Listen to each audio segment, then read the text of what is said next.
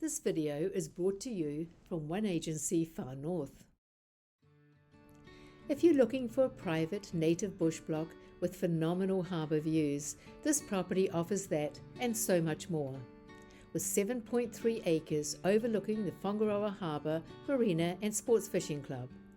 Meander up the concrete driveway with power at the boundary, quality stormwater and drainage system, pathways, retainer walls and a gravel road that leads you to a flat area with panoramic water views.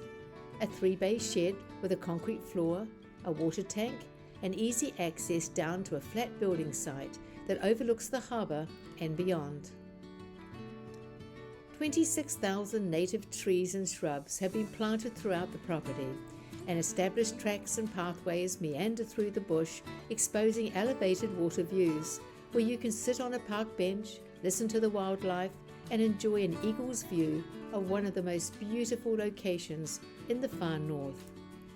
A gravel road leads from the lower shed area to the top boundary, an ideal beekeeping area.